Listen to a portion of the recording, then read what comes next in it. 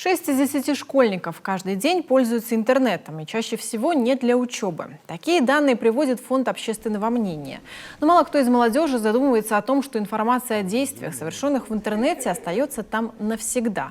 Даже сам факт входа, техническая и личная информация, переписка, данные, выложенные в соцсетях, игровых и корпоративных аккаунтах и о посещении сайтов.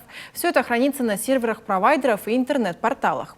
Оставленный в интернете след может оставить отпечаток на жизни и даже судьбе человека, особенно молодого, у которого все еще впереди.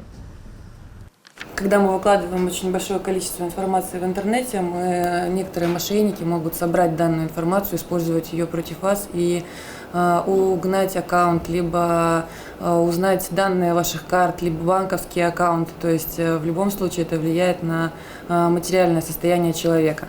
Второе, что мы можем потерять, это репутацию. Это огромное, на самом деле, мне кажется, самый большой урон, самая большая потеря для человека. То есть, если мы потеряем деньги, мы их восстановим, репутацию мы не восстановим никогда.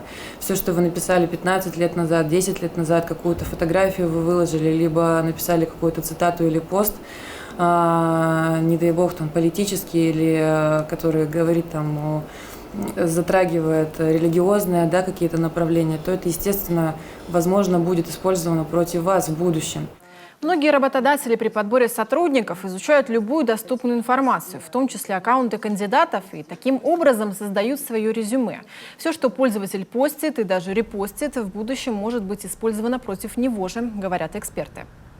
Самая главная проблема сегодняшнего интернета, в нашем понимании, это все больше растущая алгоритмизация. То есть существуют умные алгоритмы, которые могут ребенку помешать в будущем, так как сегодня он выложит, допустим, фотографию, через 5-10 лет эта фотография вернется ему бумерангом. И вот это вот понимание взаимосвязи прошлого, настоящего и будущего, и то, как самоконтроль может поменять твою жизнь, он и есть основным посылом нашей акции. То есть мы всегда говорим: контролируешь себя, контролируешь свою информацию, контролируешь свое будущее.